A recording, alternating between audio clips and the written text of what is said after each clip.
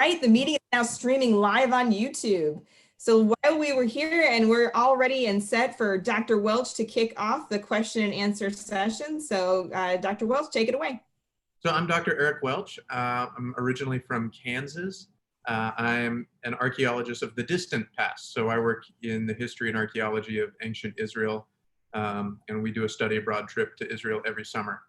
So what we want to do today is take some time, let you get to know us a little bit, hear from the faculty about how we teach the courses, how we do honors at Lewis, and really give you something to be excited about for the fall while your spring is, you know, a rainy, soggy day right now.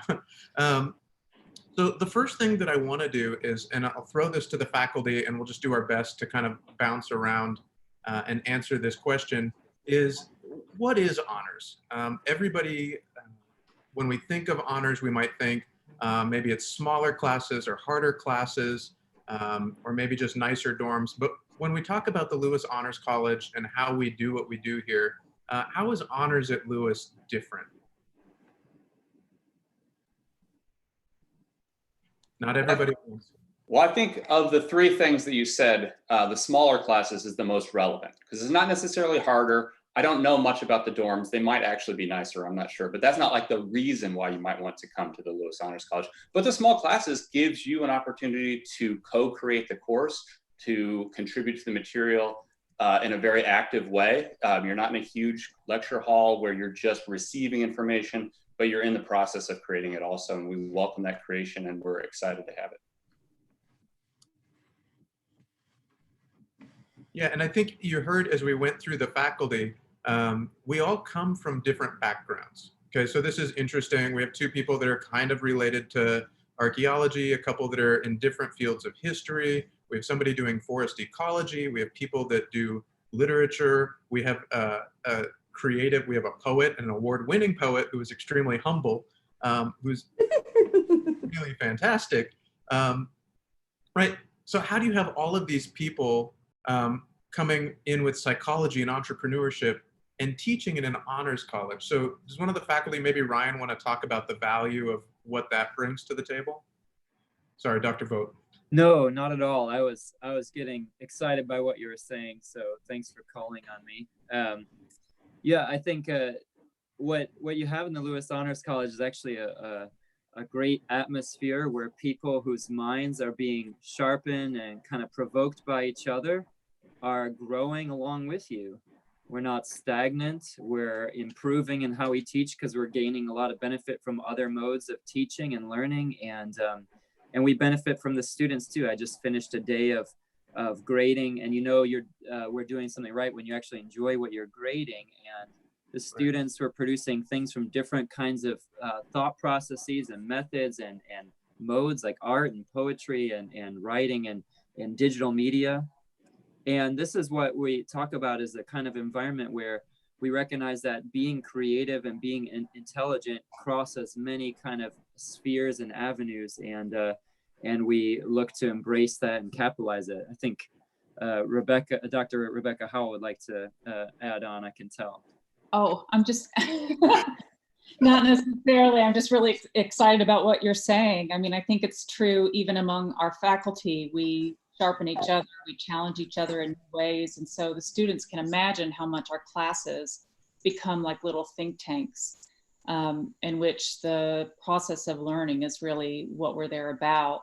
Dr. Welch often talks about Honors 101 as a methods class rather than a content class. And I suspect we're going to get to that later, but I think about that a lot, that we are teaching a quality of thinking that can be applied to any field, and can give our students what I hope will be real practical skills and leadership that they can carry forward in their lives to come. Yeah, I think if you were to talk to our faculty, one of the things that's most exciting for all of us is that we feel like in teaching in this environment, coming at this from so many different angles, with so many people committed to, even if you're an engineer coming into a history course, even if you're bio pre-med coming into a creative writing class, that there's some sort of value that comes from thinking in these different modes. And that's really exciting. And what excites us about that as faculty is we're making better people. I mean, we're really preparing you to be better thinkers when you go out into the workplace. And I know hearing from some of our different faculty members, and I'm going to call on Dr. Vogt again because he told us that he had done some degrees in Michigan. He started out as an engineer. So I don't know if you want to address that, and your spouse is a physician. And so, you know, there's value in the type of thinking that we do here. Yeah, and you know, a lot of people think, well, you know, this or that class, I don't need it. It's, you know, I just need things, you know, from my degree or whatever. And what we try to remind students is that no matter where you go, you are there, you're a person, and other people are there. And so issues of society creep in every single place we go, issues of psychology, issues of the self. Lo and behold, there it is. And so I have not found, you know, having worked as an engineer and having studied the humanities and social sciences, all these things intersect, and there's nothing to be lost by being expanded in our mental flexibility, right? If you do physical training, if you're becoming more flexible, that's never going to harm you. That's only going to help you wherever you go. And this is kind of a great exercise in flexibility. And I think we all benefit from a little bit of that training ourselves as faculty as well, from getting stagnant or just thinking in one path or one way. Yeah, does anybody have anything they want to add on this? Dr. Sena, I feel like this would be a great place to roll you in. And later I'm going to talk about some of the other classes that we teach, but Dr. Sena is teaching a really exciting class this semester that kind of models this. And I think that's the exciting thing, is we want to model this kind of valuing of the different perspectives and different types of learning. So yeah, I'll comment. So I think Dr. Vogt mentioned that he's really enjoying grading the assignments that he's working on right now. And you know that you're doing something right if you're enjoying the things that you're grading. I just finished, I spent the weekend grading or providing some reviews for my Lord of the Rings class. So I'm teaching a class on environment in Lord of the Rings this semester. And I just went through and reviewed all of the term papers, rough draft term papers for that class. And they're incredible. Like the scholarship that my students have done is really mind-blowing. So to that point that y'all are talking about the kind of unique opportunities we have to engage in interdisciplinarity, I think, and maybe a nod to also to Dr. Howell, with whom I am hoping to co-teach a class on Wendell Berry. I'm doing some reading right now on Wendell Berry on education. And one of the things that I've been really inspired by is his claim that knowledge is not segregated. Like knowledge is knowledge and is all connected. And we need to, as people, we need to learn to approach knowledge as its kind of unified whole, not as this kind of discrete like bits, disciplinary bits. So that's one of my favorite things about teaching in honors, is that I think we can do that. We can create fun and exciting classes, not just that are fun and exciting, but that are actually across these disciplinary boundaries. We can within ourselves break down some of those barriers and invite our students to participate in that with us. So, I don't know if that speaks to the question. that's great. No, it's fine. It's honors. We can answer the question in any way we want. There are no wrong answers. I don't know. Actually, Dr. Kirchner would probably have something to say as a philosopher about that. I'll ask the other faculty if you want to weigh in on this. What do you see as kind of the benefits of honors, right? The long-term impact. Like, what is this? I mean, this is something that people are signing on. It's 30 credit hours that they need to do. Surely it can't just be about the priority registration. What do you think this does for them as a person?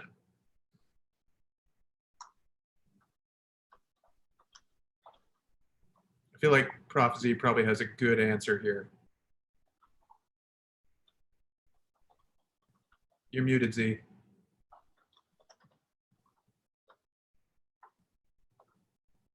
You're still muted, Z. You're muted. Can you hear us? Can I just be unmuted from now on? Yeah, that's fine. It's the end of the day. I said I was thinking through how to give that answer without swearing, because in my monologue, when I do this for my 101, they know me and I like to say it a certain way. But basically, honors is about entering the world as a fully realized human being, a whole ass person, as I say in my 101 monologue. We're not really interested in telling you what to think. We're interested in teaching each other how to think well and how to think justly. So not only learning cool things, going on this community building knowledge adventure that's designed to blow your mind, but also applying that to making the world that we all live in a better place and to helping each other. So you might think of honors as just an additional thing that you do, but I think honors is really where you find out what everything else you want to do is actually, how it's actually going to matter.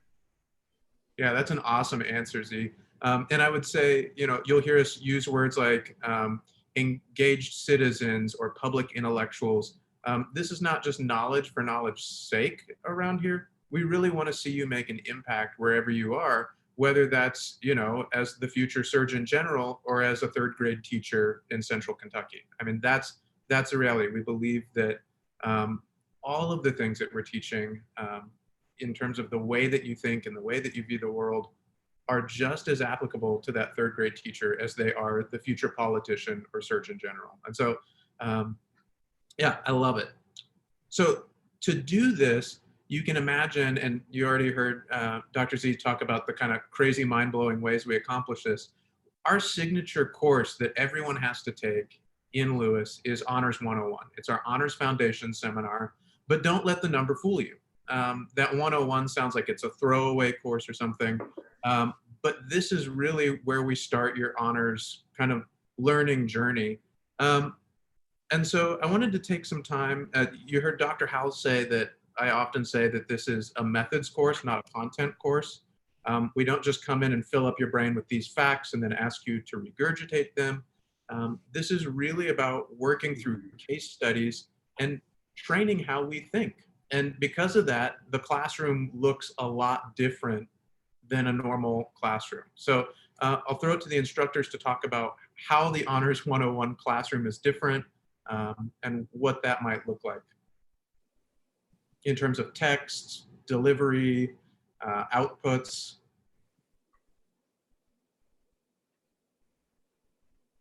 I'll try to take that if you don't mind. So I think one of the main things to know about 101 is that it's a seminar course. And for me, at least, that means that I am not getting up at the beginning of every class and talking to you for 50 minutes. And you sit there and you take notes. And then at some point there's an exam that you're asked to put what I say together with perhaps other materials, and not that you're just regurgitating information that way. But what's different in 101 is that it is based around pretty open-ended class discussions. And so I have a number of readings that I assign each session of 101 that are based around a theme.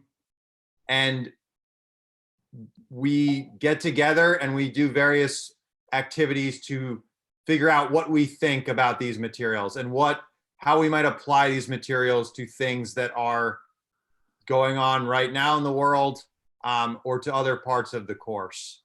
And when Dr. Welch talked about it being more of a methods course than a content course, I do want to reiterate that as well. I think what's exciting about 101 is in terms of, I just talked to you about how it's a discussion course rather than a lecture course. And I think that's great.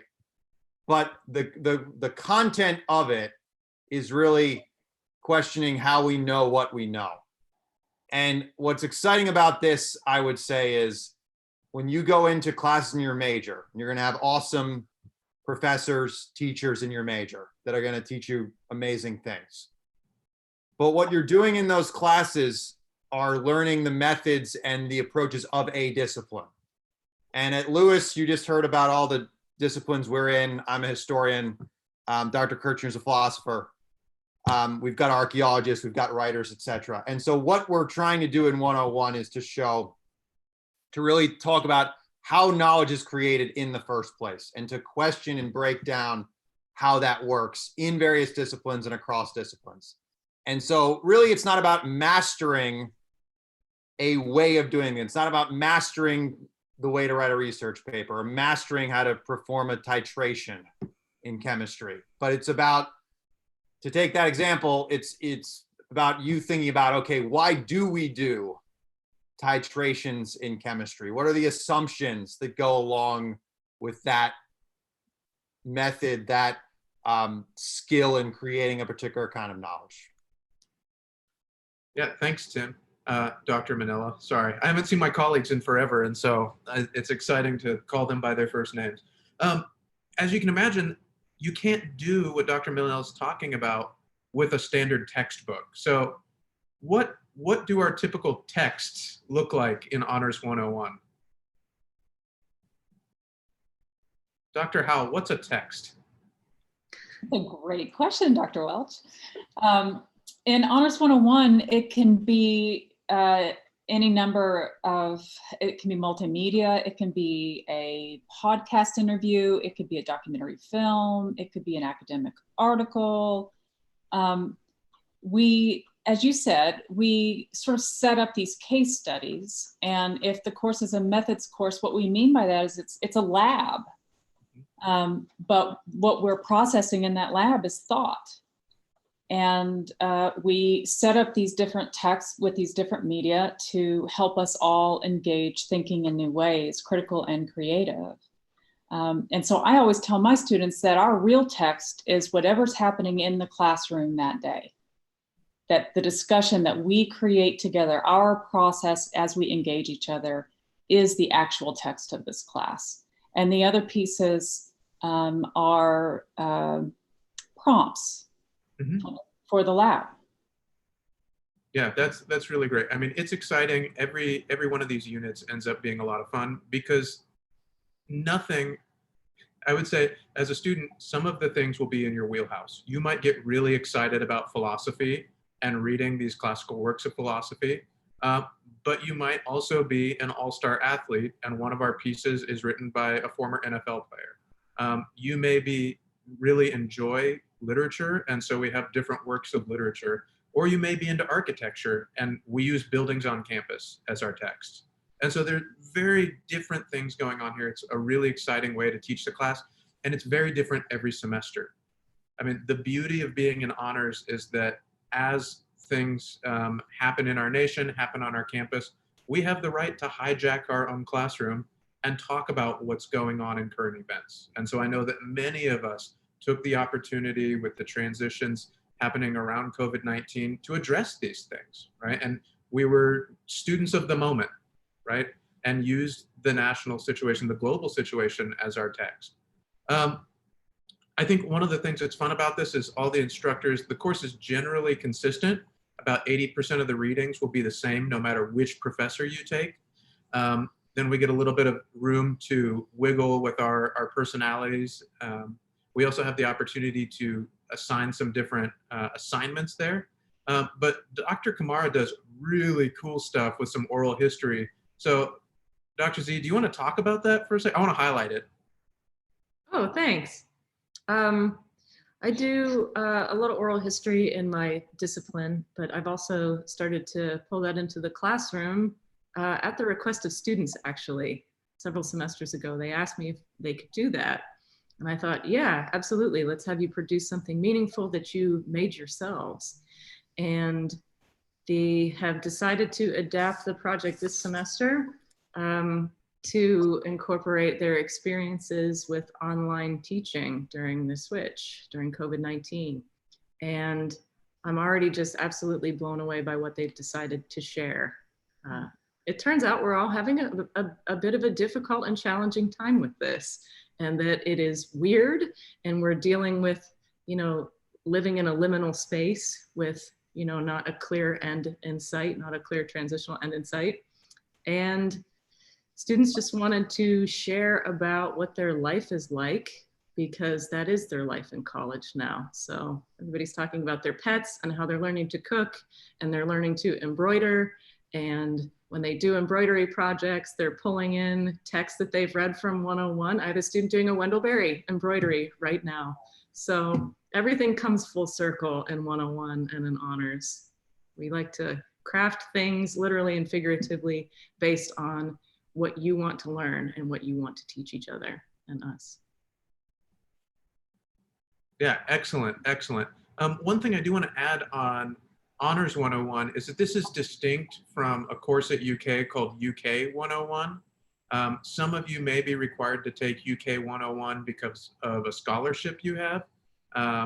For most of our students coming in, it's not necessary, but these are separate things. And if you have questions about that, we're certainly able to answer those, or the academic team in Lewis, the academic advisors, can help with that as well. Am I right on that, Dr. Kropchak? I didn't say anything wrong on that, right? Absolutely, absolutely correct. So Honors 101 is, I'm sorry, UK 101 is really intended as a course to help students meet other students at the university and to have some of their questions answered that are specific to just general university things. In Honors 101, you will be with a bunch of honor students, but in UK 101, you would be with a bunch of other first-year students. So it's just two different experiences in terms of that, but the content is also completely different. Yeah, and I will say one of the coolest side effects that we see from Honors 101 is kind of the social connections that happen. I think now 2 years into all of us teaching 101, to see people that we had 4 semesters ago still hanging out because they sat at the same table, even though one of them's a psychology major and one of them's in engineering, is just really cool. And so that kind of different mindset, that different disciplinary outlook is kind of reinforced in those initial friendships that you make when you're talking about big and complicated things early on in your college career. And so the great part of Lewis is you start with this kind of broad foundation where we talk about how we know things. We talk about the different ways of knowing things and trying to value that. If we do our job in Honors 101, every class you take should be an honors class, right? If we've given you these skills to think about things broadly and deeply, no matter how complicated, when you go to your other classes, you should be able to apply those skills. But as you move through your curriculum, right, years 1 and 2, you'll be a lot closer to the nest, knocking out pieces of our curriculum, but then you'll get deeper into your major, and this will culminate in your honors thesis. And so that's really exciting. So we build this broad base, but you will eventually specialize in your discipline. But to build that base, and as we begin to narrow, we teach other courses in our curriculum. And so you'll hear us talk about the 50s series. These are the 151, 152, 251, 252s. You don't need to worry about the numbers right now. But those are kind of our electives in honors that meet UK core requirements. And this is where a lot of us get to kind of flex our muscles in our own disciplines. And we teach things beyond that. Dr. Laura Bryan, Professor Patrick Walker have great courses. And I just want to give everybody a chance to talk about kind of your favorite course that you teach right now. Let's go, Professor Walker, let's start with you, because you have some really exciting project-based stuff that partners with the community, and it looks very different than maybe what people are accustomed to. Yeah, thank you for asking, Eric. Dr. Eric, I was just wondering if we were going to get a chance to brag about the courses we teach too. So I'm very selfish about my babies, my courses. And Laura Bryan, you're gonna hear hers in just a moment, but I told you I teach entrepreneurship and free enterprise from 2 different perspectives, both managerial and legal, and then very interdisciplinary. And so when you think of entrepreneurship or free enterprise, you think about systems, you think about finance, you think about psychology, you think about community, sociology. You think about people who are farmers, rappers, musicians, dentists, doctors' offices, lawyers, even teachers, artists, and so restaurateurs. This semester in my honors 301, the new CEO, Chief Entrepreneurial Officer, the students are working together in a team for Sav's Restaurant. His wife, Savane Silver, she makes beautiful, exquisite silver jewelry. And one of the students enrolled in the course, who's had me before, offered herself up to be a client as she is an aspiring, very talented musical artist. It's all in one class. In the other class, the law class, they are studying DoorDash, Disney, Target, and YouTube, purely from a legal and entrepreneurial audit perspective. And then in the last class, they are working as a team to study Black Soil LLC. It's a membership organization who seeks to promote and aggregate on behalf of African American and minority farmers in the state of Kentucky, which represents less than 2%. And then I have an elder gentleman who I just think the world of. He has a print magazine whose target audience are healthcare providers. And he wants to go to fully digital. So essentially in the classes, I'm a big fan of theory, but I'm also equally a fan of practice and application. And so I created this concept where if you want to stay in the course, I believe the syllabus, as my colleague, Dr. Kirshner also agrees, probably not, the syllabus is a contract, it's a learning contract.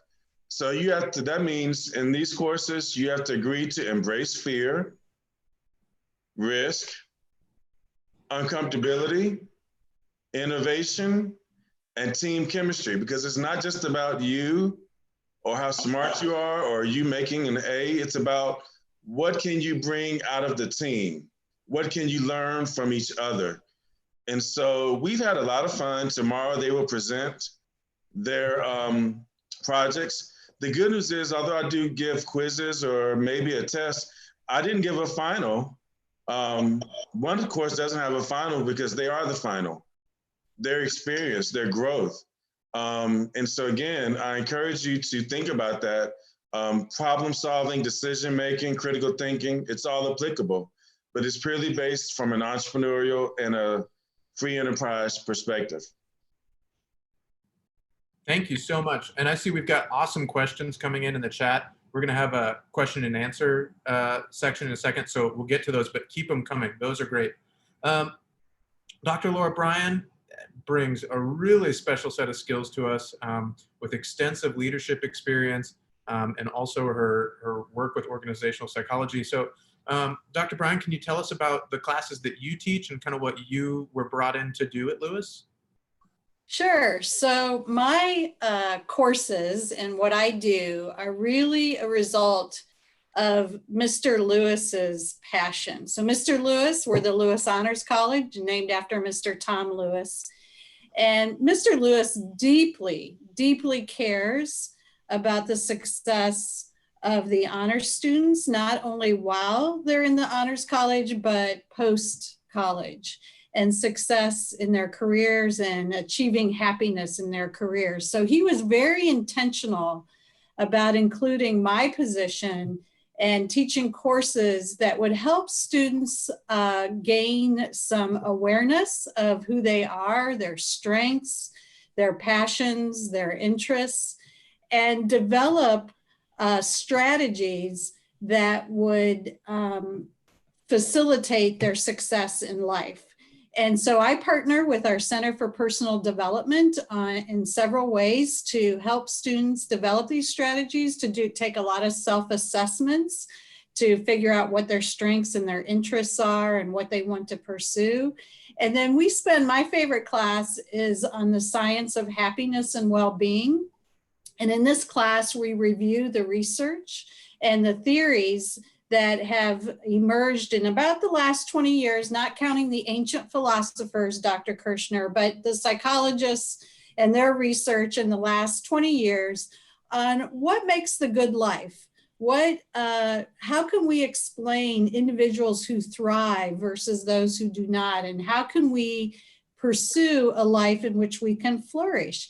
And oh my gosh, I can't tell you how relevant all of this has been this semester. And the whole class was pivoted to focus on how are we managing with the COVID-19 pandemic, and how these strategies are not only helpful for themselves, for the students, but sharing with their families and their friends. And it's just been an incredible experience for the students to actually learn the science and live it day after day after day. I also teach courses that have to do with the workplace and being successful in your work and your careers. Currently, I'm teaching the science of leadership, and in this class, we not only learn about the research that's been done on who is an effective leader, the students learn about their own leadership. They learn about the theories. They then develop their own leadership development plan through their assessments. And then one of the projects they just finished, which was a lot of fun, is each student picked a social media influencer who attempts to influence followers. That's considered a leadership role. And they've analyzed that influencer in terms of their leadership and what they could do differently. And I've learned about YouTubers that I didn't even know existed. So it's been a lot of fun. I have learned so much from the students, and it's really, that's to me what makes an honors college honors courses special. There's mutual learning that goes on. So next year I'll be teaching about the workplace and applying positive psychology in the workplace. What kind of jobs or work that you want to do? What kind of place do you want to work? And what does the science tell us about that? So I'm really grateful for Mr. Lewis's vision and passion for wanting to help students succeed and learning how they can be successful. Yeah, thank you so much, Dr. Bryan. That's great. And what I love about this is that you're listening to Dr. Bryan talk. There is no job that you would end up in where this stuff wouldn't be relevant. I'm sitting here listening going, I need that. And I work with Dr. Bryan, right? And so this is great. In Lewis, you have the power to dabble. I mean, part of this curriculum is designed to let you take classes that sound fascinating to you, to kind of pique your curiosity. We want you to chase after those things. And so I just want to go through quickly and name off some of the different courses we have, just to give you a taste of kind of the variety. I teach courses on the history and archaeology of ancient Israel. So I teach a course on the history of Jerusalem from its foundations to the modern conflicted Jerusalem. I also teach courses on kind of the history and archaeology of the different cultures that are mentioned in the biblical texts. Who else has a cool course that they want to just name off? We'll just get through these real quick so we can get to the question and answer. I'm teaching an Introduction to Creative Intelligence class that's designed to take arts and creativity as a practical skill that leads to empathy, problem solving, and innovation. In the fall, I'm teaching a class called the Lexington Text, in which we're going to use the city as our textbook, and we're going to go out into the city and think about how place informs culture and informs self. So those are two examples. Okay. And you heard Dr. Sena talk about his Tolkien class. Dr. Kirchner, what are you teaching right now? Are you teaching environmental ethics? No? He's muted. I can't hear him. He might have trouble with his internet. He's out in the country. Ah. Can you hear me there? Does that work? I'm teaching environmental ethics right now, and it's been a terrific course. It's a little challenging because we like to spend time outside, and normally the final exam would be a hike, so we're going to have to postpone that. But I'll be teaching food ethics in the fall, and I plan to integrate a number of experiential components to that course as well, assuming that we can do that at that time. So, awesome, thank you. Dr. Manila, you got a couple histories type courses? Sure. And I just want to say, I agree the questions that are being posted in chat are awesome. So definitely want to get to those. I'll just say that one of my courses is a world history of medicine course that starts with Hippocrates in ancient Greece and goes to the present.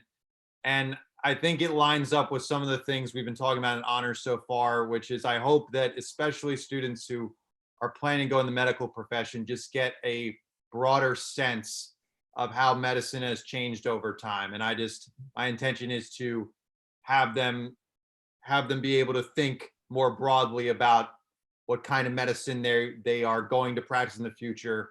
And I think looking at the history of it gives them that broader context to think about those issues. Great. And Dr. Z, can you just talk about the pseudoscience class real quick before we get into these questions? Yeah, absolutely. I developed a class called Pseudoscience in Society, Bad Inquiry from Alt Health to Genocide. And I thought it would be a fun way to merge a social science class and a natural science class so that we could talk about a whole range of issues that actually impact us today, like naturopathic medicine, like anti-vaxxing, like climate change denialism.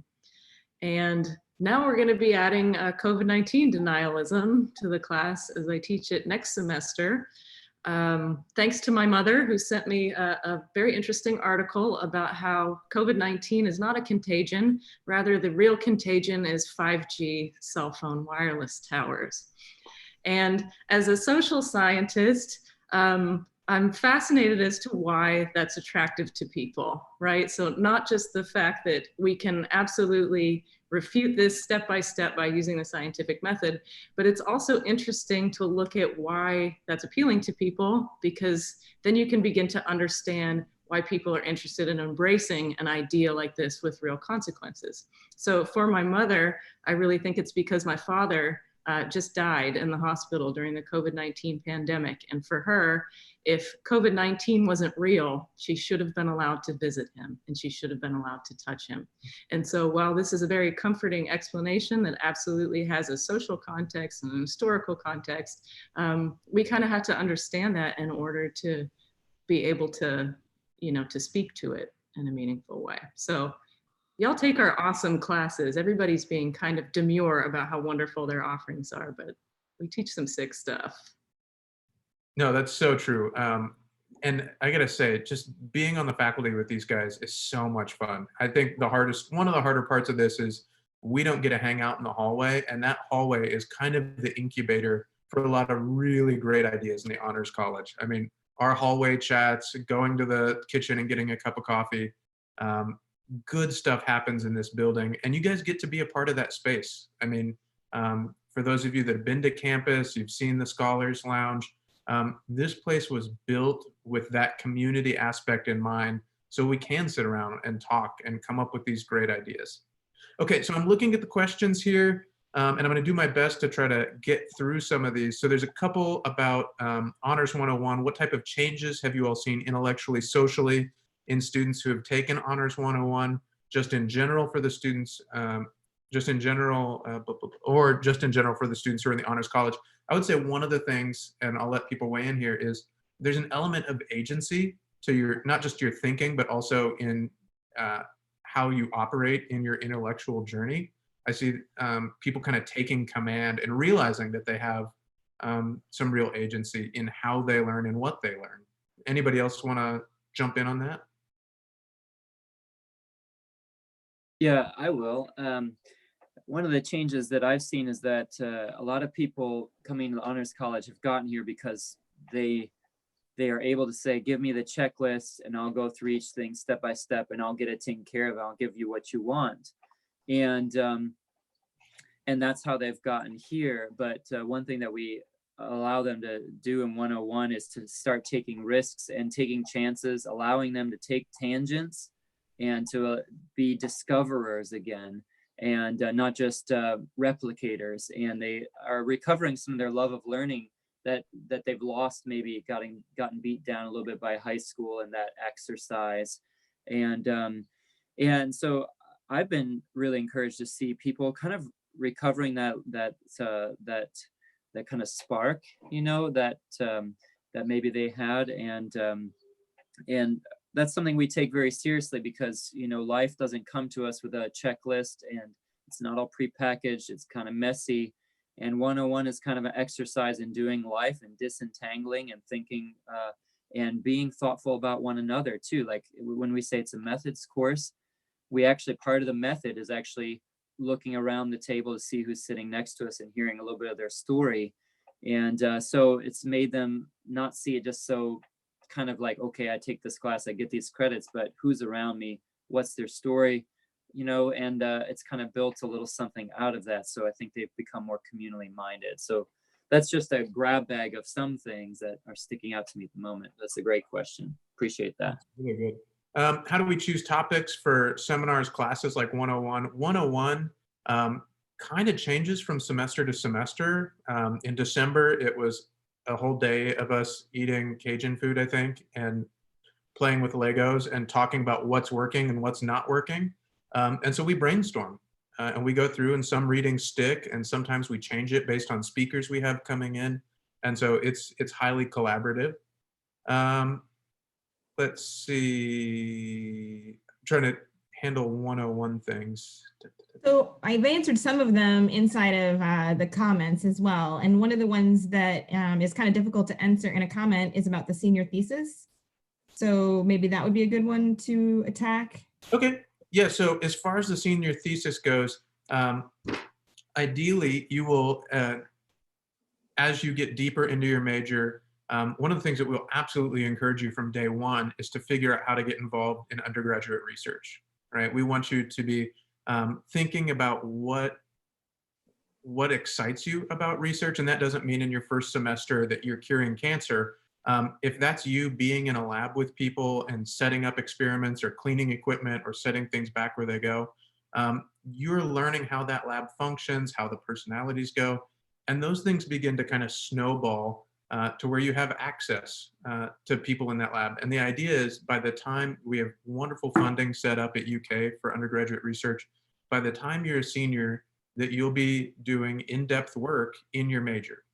And so this is kind of our culminating experience. Our first class is just getting ready to engage on this journey. So you're, by the time you all get there, we'll be 4 or 5 years into this, and it'll be, you know, a nice wide highway, and not chopping through the jungle with a machete. But right now, this is kind of the crowning achievement for your major. It's an opportunity to do real work and demonstrate the expertise that you've gained as an undergraduate. And of course, we have, every major is different. So what that looks like for an engineer is different from somebody in nursing, and that's different from history. And those departments determine kind of the standards for what that final project looks like. All right, let's see. I lost my spot in the questions. For those of you that have taught at other institutions, what's something that you think really sets UK and Lewis apart from other institutions? That's a great question. I can take that one. I think that, well, like I said, I'm from Lexington and I was an undergraduate at UK, but I've taught all over the country, and I decided to come home and teach at UK, and I'm really passionate about teaching at the Honors College, particularly because I think UK is not just a Research One institution, but it's quite large. And I always tell my students that UK is a city, and learning to navigate it well is very similar to learning to move to a new place and know where the post office is and know where your physician's office is. So that's true. But because of Mr. Lewis's extraordinary vision and generosity, and frankly, his research, Lewis Honors College exists. And we are kind of like your neighborhood in the city. So we strive to give you as much personal attention as we possibly can. We are all there every day, all day long. Our office doors are open.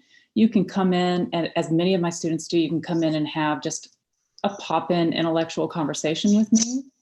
You can also pop in and say, hey, where is this building? I don't know where to find this building on campus. So, you know, we are really there to not just nourish particular thinking skills and reading skills in you, which we are, but we're also really devoted to your particular success. And that's from Dean Brady down. He's there every day. His office door is open. we are there with you. And that is in a world where, this COVID experiment we've had of online instruction, that's where education is headed. It's a far more profitable way of doing it. And Mr. Lewis has set us up for something else, something much more human and advanced. And as you know, it's competitive to get into the Lewis Honors College. We have selected you not just based on your GPAs, but on your potential for civic and field leadership. And we really want to help you get there. Eric, if I could also talk about that, one of the first honors courses I taught in Virginia was a small public liberal arts university, was entitled Law, Ethics, and Pop Culture, American Pop Culture. So anytime I can talk about Whitney Houston or Justin Timberlake or Britney Spears or Madonna or Prince or LeBron James or Drew Brees in one course, that it was a whole mood for me.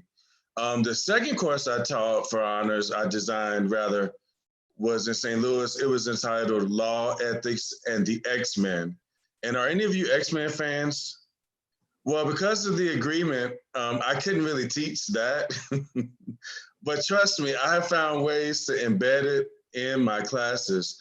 So I love those types of creativity. And I feel as though the Lewis Honors College has allowed me to intellectually not only challenge myself, but the students. I encourage the students, their projects become opportunities for them to publish them or present them. And so I submit their work to a national academy I'm a member of, and my students have won top awards over the past maybe 15 years now, 14, 15 years.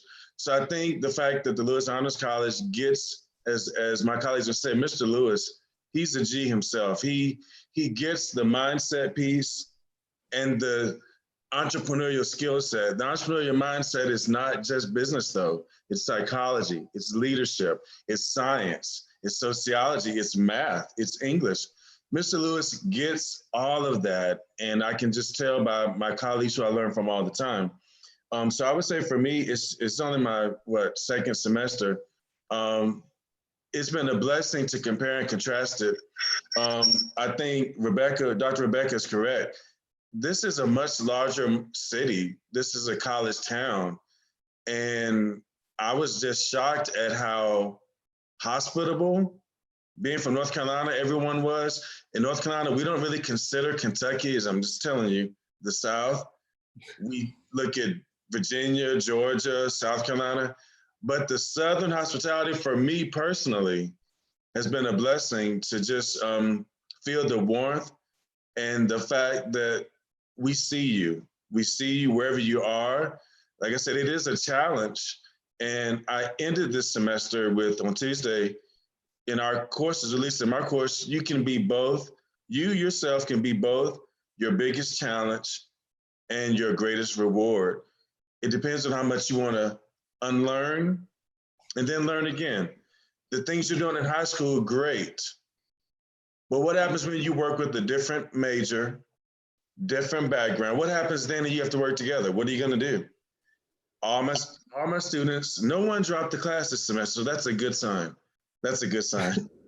So I'm going to tie these two together. I mean, what you heard from Dr. Howell and Professor Walker is faculty have a blank check to teach our dream classes, right? We get to teach the coolest things. And when you're learning from somebody who's teaching the things that they're most passionate about, you are brought on board. I mean, you can feel that energy. And at the same time, that personal connection, even though we're on this massive campus with world-class research facilities, from day one that you step on this campus, you have people. You have an Honors 101 professor. You have a Lewis academic advisor who's separate from your major advisor, and you have a counselor in the Center for Personal Development. And all of those people know you as an individual from day one. And we are advocating for you. We're working on your behalf. When it comes time for letters of recommendation, I know that all of us as 101 faculty, I think between January and February, I wrote 45 letters of recommendation. And I don't complain about it because that's what I'm here for. That's my job, right? Is I know you better than any other professor on this campus. And so I would say, even on this big campus with world-class research opportunities, you have excited professors who are here for you, and our doors are always open. Do we have time for one more? Are we on a hard deadline with this, Czar? I feel like we've actually caught up pretty well in the chat. So, and again, if you've asked a question in the chat, go ahead and check out your name. I've been answering a bunch of them, and for some reason, when I put them in order, they don't separate. So I think I've answered most of them. I see a good one from Josh that's a general faculty one, not specific. So let's do that one. From Josh, it's evident that students in honors learn a lot about the world and themselves from the Honors College and courses. As faculty in this institution, what are some things that you've all learned from the curriculum and the students? I love this. This is a great question. Do you mind if I jump in with that one? It is Go a for it. fantastic question. One thing I've learned is that the students at Lewis, and hopefully this is reflective of the student population in general at UK and beyond, but at least with the students at Lewis, I have found that they are hungry for challenge and intellectual journeying and adventuring. And I think there's a lot in media right now about how students are coddled and they are not challenged and they don't want to do any work, and it's all very negative. But what I've seen personally is that if I ask students to do more, for example, I've invited students to come do a extracurricular reading group where we read challenging texts that they don't get credit for. They do not get any sort of class credit or grade or anything like that. And I ask them to come and do that with me and other students as a completely extracurricular activity. They are willing to do that. And they are engaged in that, even if it's not for a tangible reward at all. And so that's what I've been taught, what I've learned from the students here, and I've been very encouraged by that. This is not exactly an answer to that question, but I think it's something Dr. Mennell brings up, is that part of the appeal of the Lewis Honors College is you all, is students, is the student body, that everybody's gonna come to class, and most everybody is gonna have something interesting to say. And not everybody's gonna be totally interested in everything, but people are committed and like, yeah, well, okay, yeah, what can we learn about today, or what's exciting? And you get to learn from each other. And somebody's gonna say something in a class and you're gonna be like, man, that thing that this person who is not a professor, who's just a student who sits on the other side of the room from me, I'm gonna remember that forever, because they're so interesting, or those people are so interesting, the ideas are so interesting, there's so much energy there, that I think the students is really the appeal of the Honors College.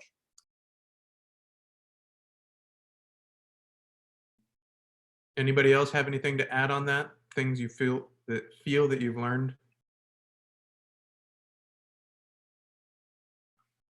I think I would agree with what Dr. Mennell and Dr. Falstick have already said. I think our students are incredibly creative and interested. And so maybe I'm inspired or encouraged or something, but as a result of the creativity and the interest and curiosity of our students, I'm constantly learning new things and seeing different perspectives. So for example, in my Lord of the Rings class, I have an incredible student who's an art major, I think art and Japanese major, who took my restoration ecology class and then took my Lord of the Rings class. And her paper is about applying methods of art criticism to the descriptions of natural spaces in Lord of the Rings. So I'm learning about art criticism in my Lord of the Rings class from one of my brilliant students, and it's awesome. And that's just an example. Like, I mean, any number of the other papers in that class, and actually the papers on my Honors 101 that are coming in right about now. Everybody has a unique perspective. Everybody's done incredible research to evidence their perspective. so our papers in 101 this semester in my classes are all themed around the COVID pandemic, and the amount of varying experiences and perspectives that my students are bringing to the table is really incredible. And so I'm learning all sorts of stuff about this pandemic that I would never have known otherwise. And so it's definitely enriching me. And I think that conversation around the table is enriching the students as well. Yeah. Oh, can I add to that, Dr. Welch? I just want to pick up one of the things that I've enjoyed so much about teaching the honors courses is that there are no majors that from what I teach. So there are no psychology majors. And so there's a wide variety of majors in one class. And the perspectives that I'm learning from having engineers and pre-med students and business students and all of the different majors are in one class together. And so we're learning from whatever the sciences that we're studying, we're learning through those different lenses. And it's so great because it really enriches the conversations to hear the lens, the perspective that the different majors look at these various issues, especially in my classes on happiness and well-being. Great. Dr. Howell, were you going to say something? I was just going to add that it happens inside and outside the classroom. And I think that's something that you were talking about when you're talking about the conversations in the hallway and in the break room. I was thinking just now of a student I had last semester who this semester every week would come into my office and she would bring her copy of the Federalist Papers with her.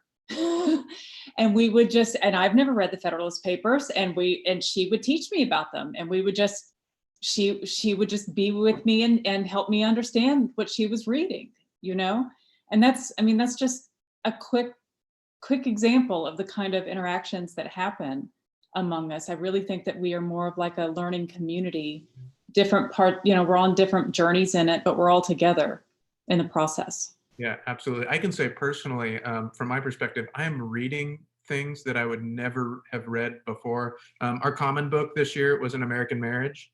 I wouldn't have picked this up in a bookstore. For fun, a book that I picked up recently was Heavy, an American memoir by Kiese Limon, professor at University of Mississippi. And these are things that challenge my thinking. These are things that would never be in my intellectual circles. And so I think having the conversations that we have in 101, being exposed to faculty members who think differently, and you see things on their desk and you go, what is that? At the end of the day, we all kind of nerd out in our own way. We're our own flavor of nerd, I think, if that's an okay way to say it. And so we get excited about these things and they kind of rub off on each other. And so those discussions in the classroom, those discussions in the hallway, I see that just in the way I'm challenging myself with what I consume. So I think we got through the questions unless some extra ones have, oh wait, we have a hello from somebody. Is there no question there? Okay. I saw a question from Elena about what advice we would give to freshmen. We're gonna load you up on advice at Lewis Launch in the fall. We'll have a whole session on that. The short answer will be go to office hours, get to know your professors. We're people too, and we love interacting. Our job is 100 times easier if we can establish a relationship with you and know you as a person. And I think that it goes two ways, right? Your ability to learn when you understand that we're just people and trying to teach you, and have those open lines of communication. So on behalf of Dean Brady and Dr. Krofcheck, I would thank you guys for joining us this afternoon. I hope this was productive for you. You'll probably be hearing from your Honors 101 professor in the coming weeks, because we can pull your emails. We can actually contact you through your UK email. So keep an eye out for that. There may be an opportunity to connect if you're already enrolled in an Honors 101 course. Otherwise, we wish you the very best with the end of your semester, and don't be strangers. We are here for you. So reach out if you need us. Have a great evening. Thank you all.